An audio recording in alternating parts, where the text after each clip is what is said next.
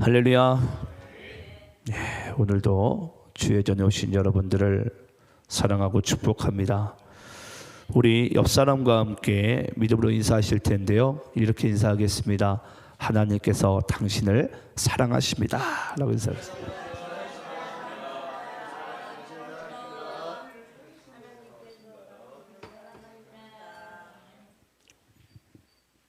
자, 오늘은 우리가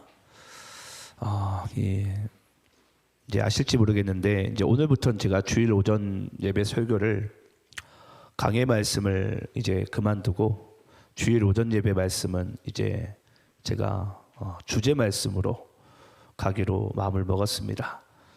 근데 뭐 제 설교 스타일 자체가 강해라는 이 큰 틀은 아마 못 벗어날 것 같긴 해요.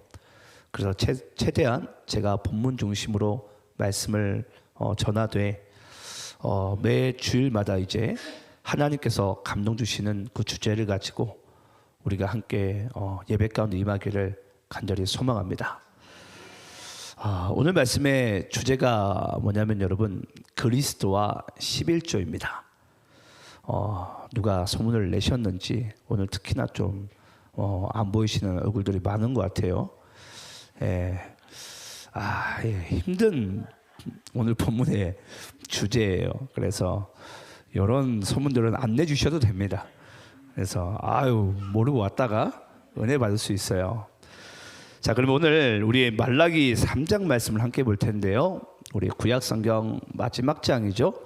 자, 말라기 3장 7절부터 12절까지의 말씀, 우리 오늘 본문을 저와 여러분이 함께 교독하시면서 읽도록 하겠습니다.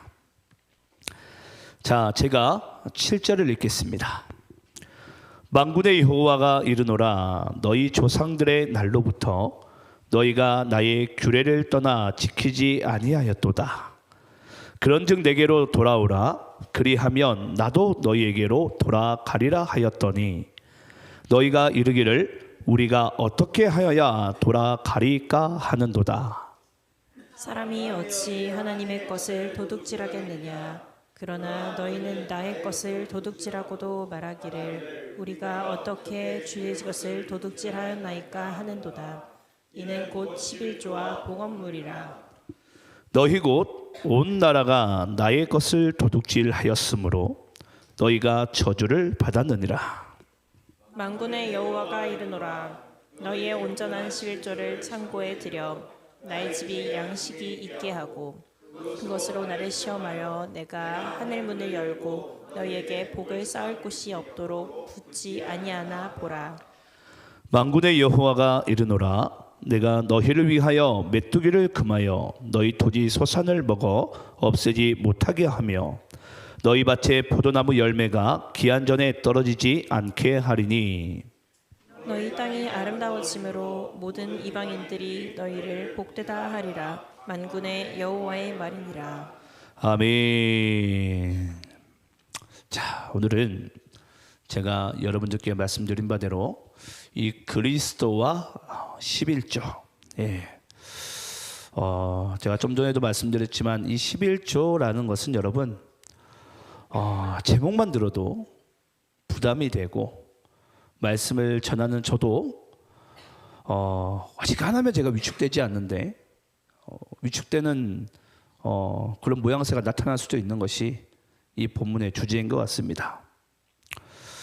그리고 이 한국교회 교인들 입장에서는 이 11조라는 것이 여러분 가장 큰 관심거리이기도 하고 가장 민감한 부분이기도 합니다. 그 중에 특히나 오늘 본문 말씀은요, 여러분 많은 그리스도인들이 오해를 가지고 있는 본문 말씀이기도 합니다. 그러니까 저는 여러분들이 오늘 본문 말씀 가운데 나타난 이 특히 봉헌물, 이 11조에 대한 부분들을 여러분들이 하나님의 입장에서 이 말씀을 여러분들이 받아들이시고 전 여러분들의 인생 가운데 하나님께 드리는 예배가 진정으로 저는 회복되기를 간절히 소망합니다. 먼저 저는 오늘 본문 말씀을 들어가기 전에 당시 이 말라기 선지자가 활동했던 그때 시대의 배경을 먼저 말씀을 드리고 오늘 본문 말씀으로 좀 들어가기 원합니다. 여러분 이스라엘 백성들은 이제 주전이에요. 주전 이제 이 바벨론 포로 시대를 겪게 됩니다. 예수님이 오시기 전에 대략 700몇 년 전이에요. 자, 그러면 대략 700년 전에 이 이스라엘 백성들은 이 바벨론으로부터 포로 시대를 겪게 되는데 이 포로 시대가 끝나고 나서 하나님께서 그 노역의 때가 끝나게 되고 그들이 다시 본향인 예루살렘으로 돌아오게 됩니다. 근데 이스라엘 백성들이 예루살렘으로 돌아오고 보니까 포로 시대는 끝났지만은 그들의 이 예루살렘의 동네가 다 성전은 무너져 있고 그리고 도시가 황폐해져 있는 거예요. 그때 이스라엘 백성들은 다짐을 합니다. 우리가 가장 먼저 해야 될 것이 뭘까? 그게 바로 여호와의 성전을 보수하는 공사였습니다.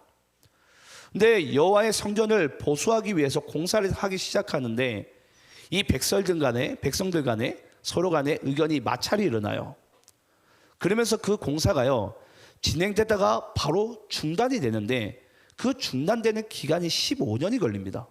근데 15년 뒤에 하나님께서 구약 성경에 보면 학개라는 선지자가 있어요.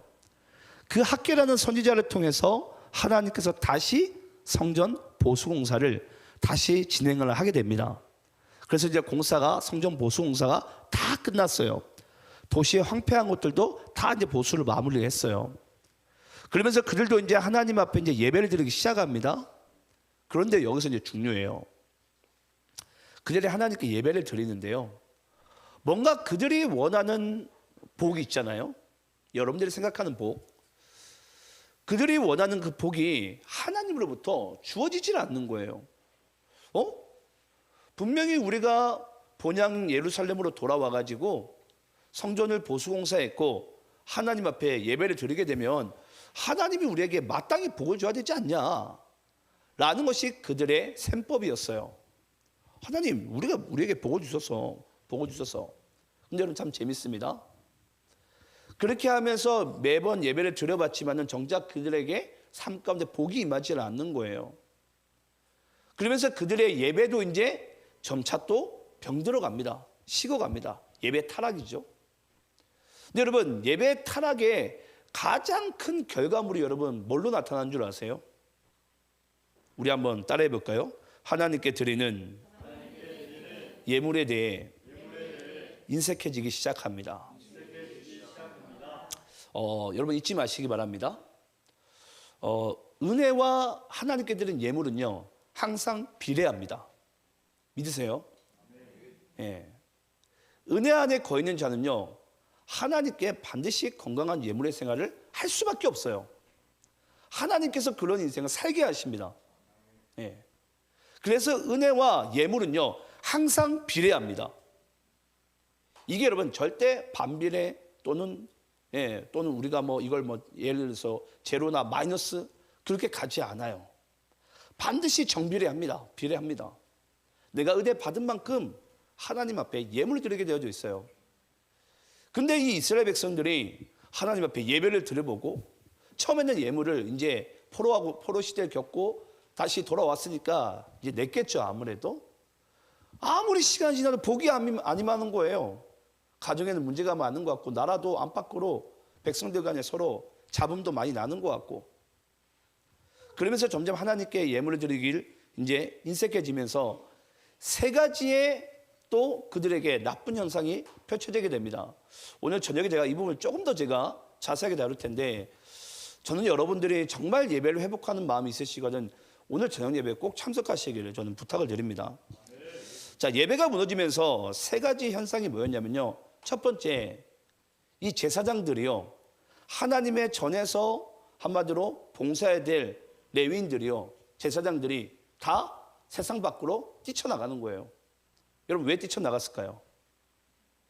레위인들이 돈 벌러 나갑니다. 왜냐? 하나님 전에 예물이 안 들어오니까. 그래서 여러분 아시겠지만 하나님께 드린 예물들은 나중에 이 레위인들이 자기의 끼니를 그걸로 챙겨 먹어요. 근데 예물이 들어오질 않으니까 제사장들이요 다 뛰쳐나가가지고 세상 밖에서 일을 하고 앉아 있는 거예요. 성전에서 봉사하려고 하지 않고. 그게 첫 번째 결과물이었어요. 두 번째 여러분 결과물은 뭐였냐면요. 이 제사장들이 하나님 앞에 드린 예물은 여러분 반드시 예물이 반드시 뭘 해야 되죠? 예, 부정하면 안 됩니다. 흠이 있으면 안 돼요. 제사장들이 그때부터 부정한 제물도 받기 시작해요. 왜 그런 줄 아십니까? 예배를 드린 예배자들이 하나님 앞에 자기 집에 쓸모없는 짐승들, 쓸모없는 그 잉여 것들을 하나님께 예물로 드린다시고 들고 오는 거예요. 그러니까 이걸 제사장들은 원래는 받으면 안 되는데, 흠이 없는 것만 받아야 되는데, 하나님께 드려야 되는데 그것마저 받는 거예요. 왜냐? 그것마저 얻게 되면은 이제 본인이 굶어 죽게 생겼는 거예요. 그러니까 제사장들의 타락이 점차 심해지기 시작합니다. 그리고 마지막으로 여러분, 이 세 번째 현상이 이제 뭐 거의 그게 달한 건데, 급기야 이 백성들과 제사장들이요, 하나님이 우리에게 복을 주지 않으면 다른 신이 우리에게 복을 주지 않을까? 그때부터 여러분 이방 신들이 이 성전 안에 또 백성들의 삶 속에 틈타기 시작합니다. 그러면서 이 세 가지 현상이 여러분 이스라엘의 전역을 또 감싸요. 그래서 여러분은 아시겠지만 하나님께서 이 400년 동안을 이 암흑기를 가지게 하면서 400년 뒤에 예수님께서 이 땅까지 오시지 않습니까? 그게 여러분 이스라엘 백성들의 이 말라기 선지자가 활동했을 때 그때 당시의 시대적인 상황이었어요. 이스라엘이 완전히 예배가 타락할 대로 타락한, 무너질 대로 무너진 그런 상황 가운데 여러분 이 말라기 선지자가 활동을 하고 있었던 거예요. 자, 여러분 우리 한번 따라해 볼까요? 그 시대의 타락은 예배의 타락에서부터 시작됩니다. 다시 한번 따라해 볼까요? 그 시대의 타락은 예배의 타락에서부터 시작됩니다. 여러분 이 모든 것은요 다 악순환의 고리예요. 결국은 이 성도들이 무너지니까 제사장들이 무너지고, 제사장들이 무너지니까 교회가 무너지면서 자연스럽게 이 성도들에게 은혜는 공급이 되지 않으면서 이 악순환의 고리가 결국은 시대의 타락을 가지고 와요. 예. 자, 그러면서 오늘 우리가 이제 이 말라기서 말씀을 이제 하나님께서 그 예배가 무너진 그 당시의 이스라엘 백성들에게, 제사장들에게 주시는 메시지가 바로 이 말라기서 말씀입니다. 자, 그러면서 우리가 말라기서 말씀을 하나님께서 이제 말라기 선지자를 통해서 주시는데요. 오늘 본문 7절 말씀 한번 읽어볼까요? 자, 본문 7절. 자, 여러분들이 읽겠습니다. 시작. 만군의 여호와가 이르노라 너희 조상들의 날로부터 너희가 나의 규례를 떠나 지키지 아니하였도다. 그런즉 내게로 돌아오라. 그리하면 나도 너희에게로 돌아가리라 하였더니 너희가 이르기를 우리가 어떻게 하여야 돌아가리이까 하는도다. 아멘. 자, 여러분 7절 말씀에 보니까요, 하나님께서 예배자들에게, 제사장들에게 이렇게 이야기를 합니다. 그런즉 내게로 돌아오라. 여러분, 내게로 돌아오라는 것은 지금 하나님과 제사장 그리고 예배자들 사이에 뭐 했다는 거예요? 간극이 멀어져 있다라는 거예요. 떨어져 있다라는 거예요. 그래서 다시 뭐라? 내게로 돌아와라, 돌아와라. 자, 여러분 질문을 해볼까요? 하나님께서 지금 예배자들에게, 제사장들에게 얘기한 그런즉 내게로 돌아오라는 것은 여러분 마음의 거리를 얘기합니까? 물리적인 거리를 얘기합니까? 예, 여러분 마음의 거리예요. 마음의 거리. 근데 여러분 이 사실, 이 이야기를 들은 이스라엘 백성들은요, 이 예수님께서 내게로 돌아와라 이 이야기를 마음의 거리로 이해를 해야 되는데 뭘로 이해를 했다고요? 물리적인 거리로 이해를 합니다. 그래서 이와 같은 이야기를 해요. 우리가 어떻게 하여야 돌아가리까? 여러분 이 이야기를 이스라엘 백성들이 하나님 앞에 한 이유가 뭐죠? 하나님, 우리 지금 성전에서 예배 드리고 있잖아요. 뭘 어떻게 해야지 주님께 돌아가는 거예요? 이 이야기를 지금 당시 예배자들이 하나님께 하고 있는 거예요. 제사장들이. 그 하나님의 입장에서는 여러분 이건 완전히 동문서답이죠. 답답한 거예요. 야, 지금 너희들은 나에게 마음의 예배를, 너희들의 중심의 예배를 하고 있지 않은데 그들은 그냥 이 물리적인 거리만 이해하면서 내가 성전에 앉았으니까 나는 하나님께 예배를 드리고 있다는 거예요. 여러분 여기 있는 분들 중에서도 혹시 그럴 수 있습니다. 저도 안 그러길 바라요. 내가 이 자리에 왔지만 물리적인 거리로 하나님께 가까이 왔을 줄 몰라요. 하지만 여러분 중요한 것은요, 우리가 하나님께 나아갈 것은, 내게로 돌아오라는 것은 뭐죠? 우리가 내 마음의 중심이, 내 마음의 예배가 하나님 앞에 더 가까이 나아가야 되면 주님께서 말씀하고 있는 거예요.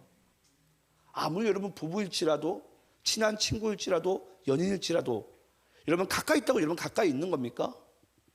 서로 마음이 여러분 금이 가 있고 멀어져 있으면요, 가까이 있어도 가까이 있는 게 아니에요. 네. 그걸 지금 하나님께서 우리의 예배 가운데 지금 이야기를 하고 있는 것입니다.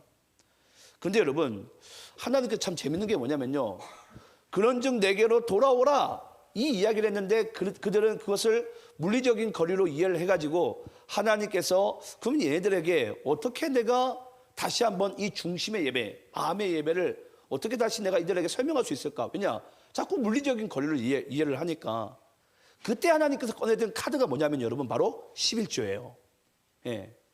이 중심의 예배에 대한 부분을 우리에게 다시 회복해 주기 위해서 물리적인 예배 형식이 아니라 중심에 대한 예배를 내가 너희들에게 말하고 싶은데 자꾸 물리적인 거리로 이해하고 예배 형식을 얘기하니까 하나님께서 그들에게 이 11조라는 카드로서 하나님께서 그들에게 이제 예배에 대한 이야기를 하게 됩니다. 자, 그러면 우리 8절부터 10절까지를 한번 하나님께서 내미신 이 11조에 대한 이야기를 우리가 함께 한번 보도록 하겠습니다. 여러분, 이 11조에 대한 이야기가 왜 나왔는지 잘 아셔야 됩니다. 그래야지 여러분 우리가 이 11조에 대한 이야기가 진짜 우리가 믿음으로 받아들일 수가 있는 거예요. 당시에 그들의 마음의 예배가 무너짐으로 인해서 하나님은 예배의 형식이 아니라, 물리적인 예배가 아니라 마음의 중심의 예배를 받기 원한다 라는 부분 가운데 쓰인 카드가 바로 11조입니다. 자, 한번 교독하면서 있습니다. 제가 8절 읽겠습니다. 사람이 어찌 하나님의 것을 도둑질을 하겠느냐? 그런즉 너희는 나의 것을 도둑질하고도 말하기를 우리가 어떻게 주의 것을 도둑질을 하였나이까 하는도다. 이는 곧 11조와 봉헌물이라. 너희 곧 온 나라가 나의 것을 도둑질하였으므로 너희가 저주를 받았느니라. 10절 함께 있습니다. 시작. 만군의 여호와가 이르노라. 너희의 온전한 11조를 창고에 들여 나의 집이 양식이 있게 하고 그것으로 나를 시험하여 내가 하늘 문을 열고 너희에게 복을 쌓을 곳이 없도록 붙지 아니하나 보라. 자, 여러분, 대부분들의 다는 그러진 않을 겁니다. 대부분들의 크리스찬들은요, 말라기 3장 10절 이 말씀을 대부분들은 야, 하나님 앞에 11조를 내면 하나님께서 내 창고를 이 터지게끔 우리에게 복을 그냥 쏟아 부어 주신다. 우린 다 그런 식으로 11조를 이해하고 있어요. 좀 쉽게 이야기를 해볼까요? 돈 먹기 게임이에요. 내가 하나님께 돈을 주면 하나님이 이 돈을 갖다가 뻥튀기를 해줘가지고 나에게 채워주실 거다. 예. 대부분들 여러분 하나님 앞에 그런 식으로 11조를 이해하신 분들도 계십니다. 물론 전부는 여러분 아닐 것입니다. 근데 여러분 우리가 이 말라기 3장 10절 말씀을 제가 아까 여러분들에게 말씀드린 그 서론에 대한 부분을 이해하지 못하면은 충분히 우리가 그렇게 이해를 할 수 있어요. 그러면 하나님께서 오늘 이 10절에 대한 이야기는 여러분 우리가 하나님의 말하는 억양을 우리가 봐야 돼요. 예를 들어서 누군가 이상철 목사에게 제가 만약 설교를 딱 하고 있는데 목사님 설교 잘한다 라와 또 어떤 사람은 목사님 설교 잘한다. 여러분 똑같은 거죠? 네, 똑같은 거죠 여러분? 야 목사님 오늘 설교 잘한다 와 목사님 설교 잘한다 같나요 여러분? 오늘 여러분 말라기 3장 10절 말씀이 여러분 바로 이쪽이에요. 야 너희들은 지금 예배 자체가 무너져 있는데 11조 지금 내가 하나님 나 이제 11조 지금부터 냅니다. 딱 내고 이미 삶은 다 무너져 있고 내 마음의 중심도 하나님께 예배를 드리고 있진 않아요. 그냥 또 11조의 한 형식을 하나님께 그냥 내가 드릴 뿐이에요. 여러분 이런다고 우리가 하나님 앞에 예배를 드리는 겁니까? 아닙니다 여러분. 예를 들어서 정말 말 안 듣는 어떤 청소년이 있는데 맨날 게임만 하고 머리는 이상하게 또 염색을 하고 또 밤마다 만약에 청소년이 술만 먹고 다닌다고 쳐요. 근데 어느 날 아버지가 그 청소년에게 야 너 머리가 또 뭐냐 그게 머리가 너 머리 좀 당장 깎아 그래야지 아빠가 너한테 뭘 잘해주든 할 거 아니야. 근데 그 아들은 가서 또 머리를 또 이쁘게 깎고 왔어요. 그러나 여전히 게임은 열심히 또 하고 있고 맨날 또 술만 먹고 다니고 앉아 있어요. 그런다고 여러분 그 아들이 잘 살아가고 있는 건가요? 아닙니다, 여러분. 그래서 여러분 우리 하나님의 말씀은요, 잊지 마세요. 하나님의 억양을 봐야 돼요. 하나님의 억양을. 그래서 제가 여러분들에게 이 말씀이 출현하게 된 그 근본적인 배경을 여러분들께 쫙 제가 말씀드린 이유가 바로 그거예요. 여러분, 하나님의 복에 대한 관점에 있어서, 내가 물질적인 어떤 축복의 관점에 있어서 내가 11조를 낸다면 여러분, 재벌 드릴수록 11조는 더 안 내겠죠. 그렇지 않습니까? 내가 가진 게 많은데, 내가 이미 누리고 있는 것들이 많은데 뭐하러 하나님께 내가 구걸을 합니까? 그래서 여러분, 오늘날 대한민국 교회가 점차 하나님 앞에 예배를 드리기를, 예물을 드리기를 점점 인색해지기 시작합니다. 여러분, 한국 교회는요, 더욱 가난했을 때, 더욱 힘들었을 때 훨씬 더 예배가 건강했습니다. 근데 한국 교회가요, 배불러지기 시작하면서 하나님 앞에 나아가는 것 자체를 힘들어해요. 특히나 오늘날 10대, 20대, 오늘날은 3040 세대까지도 이야기를 하더라고요. 40대까지도. 그들은 여러분 굶주리지 않아가지고 하나님 앞에 예배 드리는 것 자체를 지금은 꺼려합니다. 그게 오늘날 바로 이 그리스도인들, 특히 젊은 세대의 양상이에요. 하나의 양상. 저는 그래서 왜 하나님께서 우리에게 이 11조 카드를 내면서 당시 무너졌던 그들의 삶과 그들의 예배를 하나님께서는 고치기 원했을까? 예. 자, 그러면 여러분 11조의 한번 의미를 이제 한번 조금 더 본격적으로 한번 가져가 볼게요.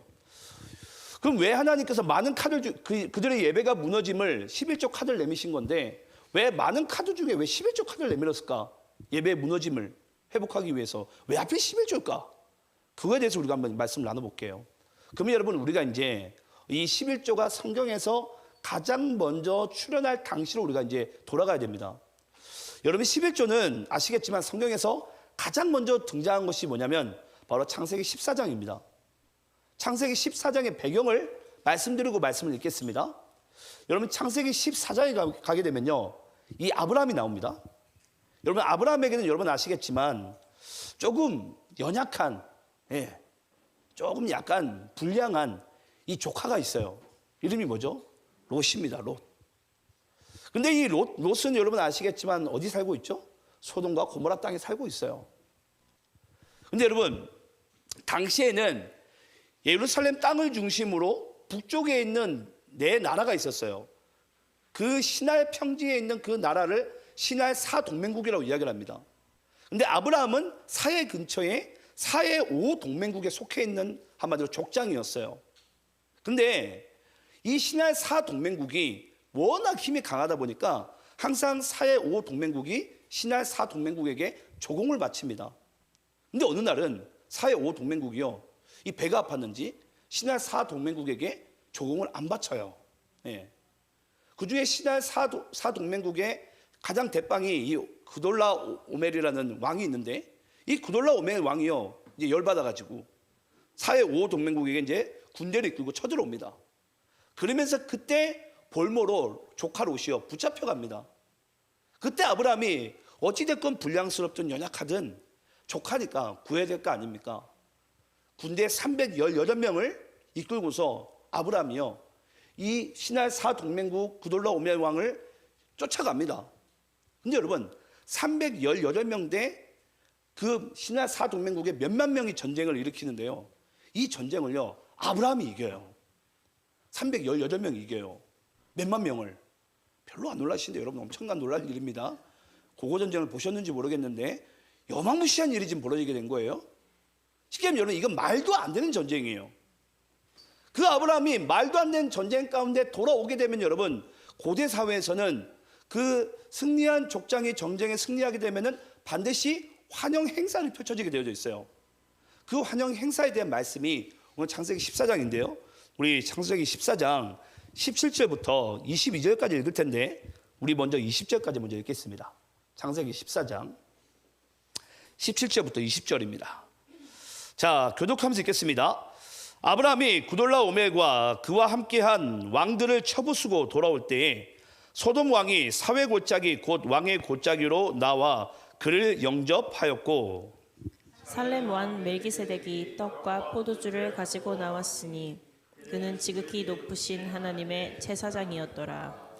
그가 아브라함에게 축복하여 이르되 천지의 주제이시오 지극히 높으신 하나님이여 아브라함에게 복을 주옵소서. 너희 대적을 내 손에 붙이신 지극히 높으신 하나님을 찬양할지로다 하매 아브라함이 그 얻은 것에서 10분의 1을 멜기세덱에게 주었더라. 자, 여러분, 아브라함이 말도 안 되는 전쟁 가운데 조카로서 구출하고 돌아오는 길 가운데 승리한 전쟁의 족장을 반드시 환영을 해주는 게 그때 고대 사회의 풍습이었어요. 그래서 특히 오늘 등장한 이 살렘 왕이라는 살렘 왕의 또 다른 이름은 멜기세덱이에요. 근데 이 살렘 왕이요, 우리 18절 말씀 띄워주시겠어요, 방송실?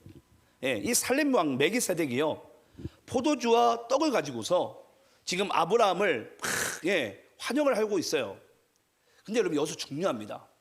그래서 중요한 부분이 뭐냐면 이 살렘 왕 멜기세덱이 아브라함을 축복을 하게 되는데 축복의 내용이 이와 같습니다. 19절 보시게 되면 천지의 주제이시오 지극히 높으신 하나님이여 아브라함에게 복을 주옵소서. 여러분 여기서 잘 보세요. 천지의 주제이시오, 여러분 이게 무슨 뜻인 줄 아십니까? 무슨 뜻이죠? 천지의 주제이시오, 이게 무슨 뜻이에요? 하나님이 이 땅에 창조하셨고 하나님이 이 땅의 주인이시고 하나님께서 이 땅을 운영하신다는 뜻이 바로 천지의 주제이신다는 뜻이에요. 네. 자, 그럼 여러분 아브라함이 말도 안 되는 전쟁 가운데 이겼지만 그 전쟁을 일으키고 승리케 하고 조카 롯을 구출하면서 돌아오게 만든 이 모든 주제는 누구의 한마디로 작품입니까? 하나님께서 하신 거예요. 하나님께서. 여러분 맞습니까? 그게 천지의 주제이시오라는 뜻이에요. 생각을 해보세요, 여러분. 아브라함이 318명을 이끌고서 몇만 명을 쳐 부수고 왔는데 아브라함의 이 어깨를 우리가 보통 좀 이상한 표현 쓰겠습니다. 얼마나 후가시가 올라갔겠어요. 네. 이렇게 한번 왔을 거야 아마. 근데 여러분 잘 보세요. 그 살렘 왕 멜기세덱이요 19절에 보시게 되면은, 아니 20절에 보시게 되면 이런 얘기를 합니다. 아브라함에게 너희 대적을 내 손에 붙이신 지극히 높으신 하나님을 찬송하리로다. 여러분 이 이야기 무슨 뜻이죠? 지금 살렘 왕 멜기세덱이요 아브라함에게 찬물을 끼얹는 거예요. 야 아브라함아, 너 정신 차려. 그거 네가 이긴 게 아니라 이건 하나님이 너한테 이기게 해주신 거야. 예. 그러니까 그 영광을 지금 누구에게 돌리라는 거예요? 하나님께 돌리라는 거예요. 하나님께.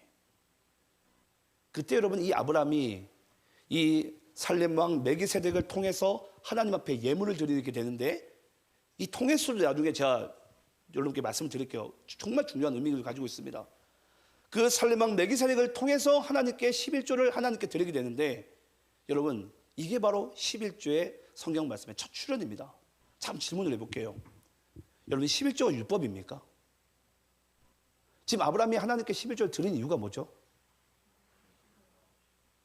내가 이 땅에서 한 달 동안 한 주 동안 살아가고 있는데 이건 내가 행한 게 아니라 천지의 주제이신 하나님께서 했다는 것을 우리가 감사의 표현으로서 주님께 드리는 거예요. 여러분 맞습니까? 네.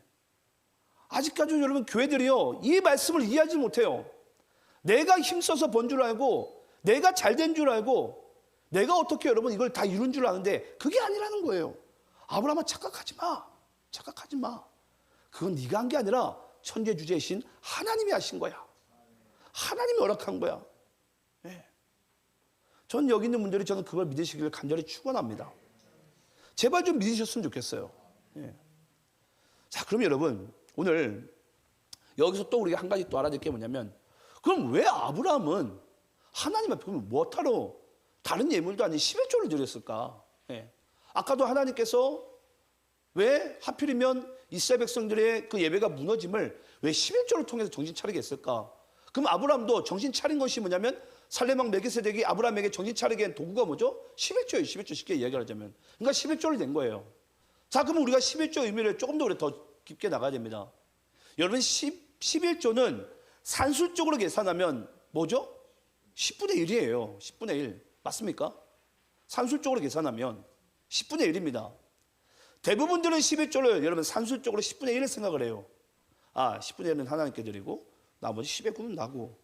와, 여러분 이거보다 더 큰 이득이 있습니까?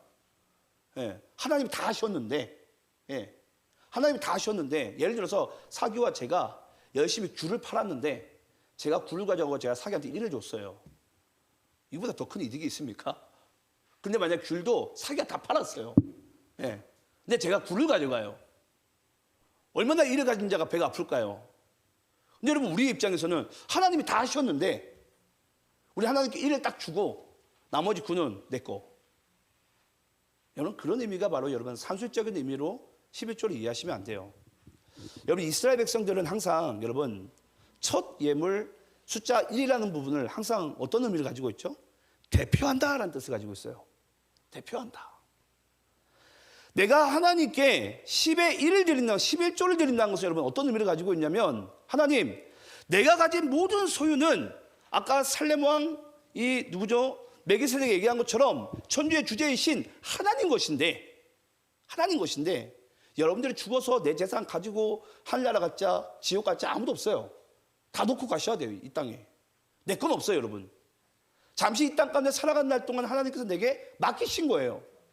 그럼 다 하나님 것인데 이 10의 1조를 드린다는 것을 여러분 뭘 얘기하는 거예요? 대표한다. 내가 가진 이 10의 10을 다 하나님 것이지만 나머지 10의 9도 내가 주의 뜻 가운데 사용하겠습니다. 그래서 저는 여러분들이 아마 이해를 하시는지 모르겠는데요. 저는 매 주일마다 헌금 기도할 때 이 청지기에 대한 기도를 제가 빼놓지 않습니다. 여러분 우리는요 청지기의 삶이에요. 청지기의 삶.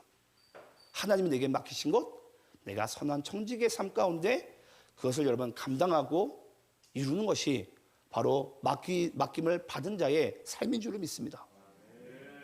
그런 의미에서 여러분 하나님께서요 이 아브라함에게 11조를 가지고 예배를 드리기를 한마디로 정신 차리게 하셨고 이스라엘 백성들에게도 이 11조를 사용하게 됩니다. 자 그러면 여러분 오늘 말씀의 주제가 뭐였죠? 그리스도와 11조예요. 그리스도와 11조. 그럼 여러분 왜 살렘 왕은 멜기세덱은 왜 11조를 통해서 이 아브라함을 정신 차리게 했을까? 교만하고 자기가 다 했다라는 그 죄에 빠지지 않게 왜 11조를 살렘 왕 멜기세덱은 그걸 왜 가르쳤을까? 한마디로 살렘 왕 멜기세덱이요 아브라함에게 제대로 된 예배를 가르친 거예요. 제대로 된 예배를. 그 도구가 여러분 11조입니다. 자 그럼 여러분 도대체 이 살렘 왕 멜기세덱은 여러분 누구인가? 우리 한번 히브리서 7장 말씀 읽어볼까요? 히브리서 7장. 이 살렘 왕 멜기세덱이 누군지 잘 보시기 바랍니다. 히브리서 7장 우리 1절부터 3절까지 교독하면서 있습니다. 이 멜기세덱은 살렘 왕이요 지극히 높으신 하나님의 제사장이라. 여러 왕을 쳐서 죽이고 돌아오는 아브라함을 만나 복을 빈자라. 아브라함이 모든 것의 10분의 1을 그에게 나누어 주니라. 그 이름을 해석하면 먼저는 의의 왕이요 그 다음은 살렘 왕이니 곧 평강의 왕이라. 자 3절 함께 있습니다. 시작. 아버지도 없고 어머니도 없고 족보도 없고 시작한 날도 없고 생명의 끝도 없어 하나님의 아들과 닮아서 항상 제사장으로 있느니라.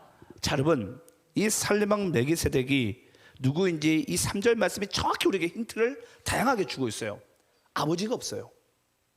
여러분 아버지가 없는데 이 땅에 태어날 수가 있나요? 어머니도 없어요. 엄마가 없는데 어떻게 이 땅에 태어나지? 족보도 없고 시작한 날도 없고 생명의 끝도 없고 마지막에 아주 중요한 힌트가 나오죠. 누구와 닮았다고요? 하나님의 아들과 닮아서. 여러분 그가 누구입니까? 예수. 그리스도 예수예요. 여러분 아브라함에게 하나님께 예배를 어떻게 드려야 되는지, 아브라함에게 하나님께 예배하는 자세를 제대로 가르쳐준 그 장본인이 여러분 누군 줄 아십니까? 바로 그리스도 예수예요. 그리스도 예수. 네. 이제 제가 여러분 오늘 말씀을 마치겠습니다. 오늘 저녁에도 저는 예배 회복을 위해서 아마 여러분들 엘리베이터를 보면서 아마 봤을 거예요. 모든 원인은 예배에 있다. 이게 오늘 저녁 예배 제 말씀의 주제입니다. 여러분 내 삶에 어떠한 문제든 내 삶의 어떠한 부분이든 모든 것은 여러분 예배와 관련이 있습니다. 내가 하나님께 드린 예배가 건강해야지 여러분 내 삶을 우리가 정말 하나님께서 책임져 주시고 은혜 가운데 이끄심을 우리가 목도하는 인생을 살아가게 돼요.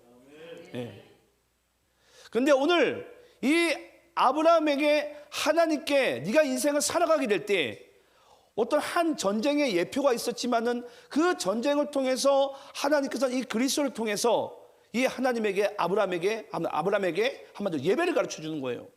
하나님께 예배를 드릴 때는 네가 가진 가장 첫 번째 그 소산물을 주님께 먼저 드리면서 고백을 하면서 내가 가진 모든 소유도 내가 주의 뜻 가운데 내가 이 땅 가운데 살아가겠습니다. 그 감사의 고백이 여러분 우리 첫 한 주의 시작이어야 되고 우리가 새로운 한 달의 시작이 되어야 됩니다. 그게 바로 여러분 뭐라고요? 바로 예배입니다. 여러분 이게 예배예요. 11조니 복이니 여러분 그거는 여러분 따라오는 부산물들이에요.